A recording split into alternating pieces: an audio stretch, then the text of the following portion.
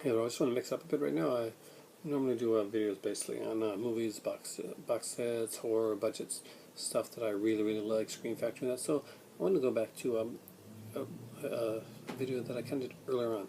I did one about like comics, graphic novels, and stuff like that, and I did some different stuff. Now there's one series of I don't really call them graphics, but really one series of comic not comic books, but collections that I really like, and I've only got a couple of them, but I thought I'd talk about them now, and that would be the Marvel Visionaries collection. I got some of the picked up 3 of the hard cover editions, and they have a really great variety of each one takes on a different artist, and they have a really good variety of stories to showcase the artist's work. Like everybody knows John Romita Sr. for taking over from Jack Kirby in Spider-Man, because he did not want Green Goblin to turn out to be Norman Osborn. But there's so much different stuff to show his work here. I mean, right from the start, so there's the introduction, and we get one from, I think this one is from like a Strange Tales thing. It's a very EC oriented type thing called It. Well, actually, I think his art's really cool. You can see the progression of his artwork along the way here, and it goes into like different genres as well. We go from like a couple of science fiction stories right into which I thought was really cool. A little Western kid. I kid you not. Okay. There's stuff with Hulk, Daredevil, Fantastic Four, of course the classic Spider-Man with the unmasking of Norman Osborn, and some really cool different Fantastic Fours. John Romita Jr. had a really cool style that people actually, I find him one of the more underrated artists of his time.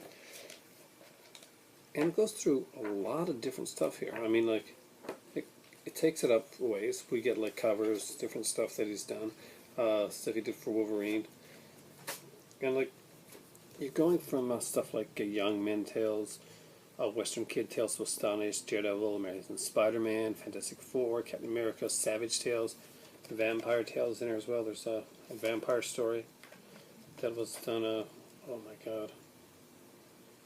Just some really incredible artwork here. I gotta say, there's stuff that I didn't expect to find in here, and I'm glad I did. And the thing is, it focuses on one artist. I get some really great stuff there, and as some more like goes from older stuff to modern stuff, and it picks some unique choices as well. I definitely wouldn't have expected them to put in something like Young Men or a Western Kid in here, but it was nice to see something like that. Second Visionaries that I did pick up was Roy Thomas. Now, Roy Thomas is a favorite artist of mine, and look him up. Seriously, good. He's got a really good variety of stuff, and we're starting it with a classic, Modeling with Millie. Yes, the Millie the Model story. If you're really old school and you know a lot about comic books, then you probably know who Millie the Model is. Also, we get stuff like Tales from Suspense, Iron Man, Captain America. There's X-Men, of course, Fantastic Four, and of course the Avengers that would have to be into Roy Thomas. Actually, and he does some great work. I mean, I'm not sure if you can see the art here very well, but I'll try and like, if I see any overtly spectacular page or just something that really catches my eye,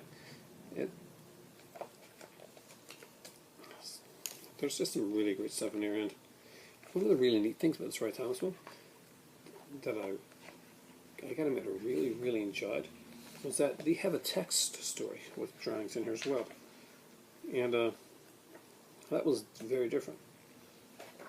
Basically,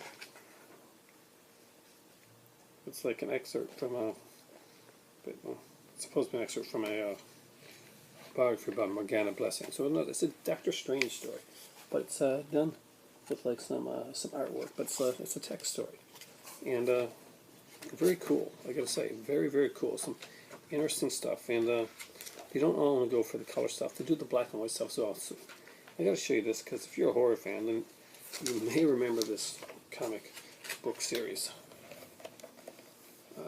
by Marvel, Dracula Lives, and it was a black and white one. Beautiful cover right there, by the way. That's not Thomas, that is Boris Vallejo.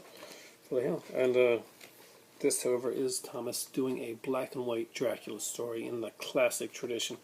Some really, really fantastic art here by Thomas, and I highly recommend these Visionaries. Some of these can set you back like $50-$60, but if you go to a decent comic convention or to a decent comic store, every once in a while you're going to see some of these that go on sale for a really, really good steal of a deal, and go for it.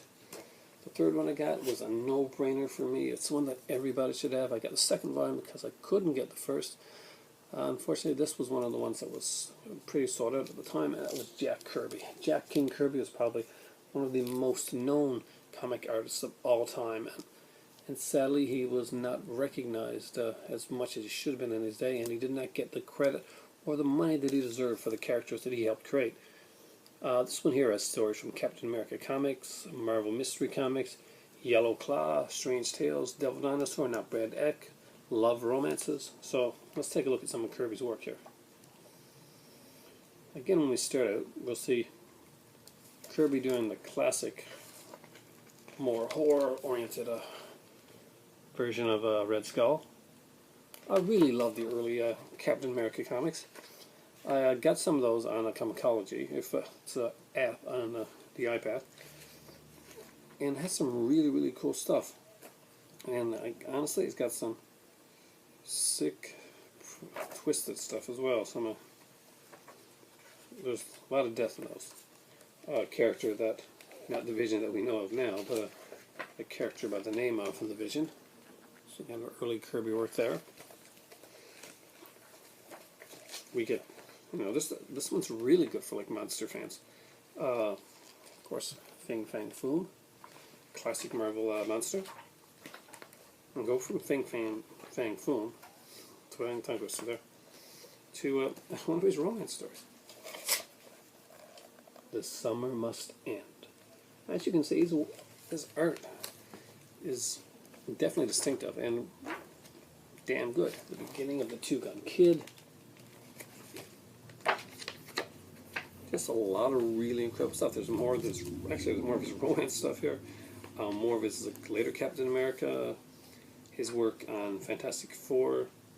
Pin-up he did for X-Men, Marvel Girl. Back before she was Jean Grey. Or before she was just called Jean Grey or Phoenix. Looking forward to the Days of Future Past movie, by the way, just in case you wonder my thoughts on that. Right now, I'm extremely stoked to see that film. Stuff good for the Humor magazine, Not Brand Eck. Gotta say, really love that. And I remember buying them at the time. They were some extremely cool stuff. And Kirby would get trippier and like different and blocky with his artwork and stuff, but it kind of became a Kirby style. People would look to mimic it. And you only mimic the best. And Kirby was definitely one of the best. His art was unique and not for everybody, but definitely for me. If you're a horror fan, you definitely want to pick up this Jack Kirby Volume 2 one. There's a lot of cool stuff in here. Some stuff that I haven't realized, because I haven't got through all these. I picked these up last year at the Comic-Con, so I got them for a pretty decent price. I think I may have gotten these here for less than $30 for the three of them. Last day of the tables were out, and basically people were getting rid of stuff that they hadn't gotten, and those were the three that I managed to pick up at the time. So Marvel Visionaries, although I'm a bigger DC fan right now, I've got to be honest with you, Superior Spider-Man has pretty much sunk Marvel for me. As far as comics are concerned, Marvel Visionaries selection comics have been pretty damn good. I recommend you grab one of that's one of your favorite artists, give it a chance, and you'll probably see not only some different artwork from the comic artists that you may like, but you'll see some different styles and some different types of of comic work. From you may be a fan of the superhero stuff. You may not have seen their horror stuff. You may be a fan of the horror stuff. You may not have seen some of the superhero stuff. You may get some kick out of the kind of the old romance stuff, or maybe some of the western stuff, or just some of that science fiction short story stuff that they do there. There's just some really really good stuff, and it's put into a nice package. If you can get it for cheap enough, $60 a book. I don't know if I would pay that for it. There was a time when I was much younger and much foolhardy with my money that I would do that. But if you can get it for a good price, I definitely recommend picking up Marvel Visionaries.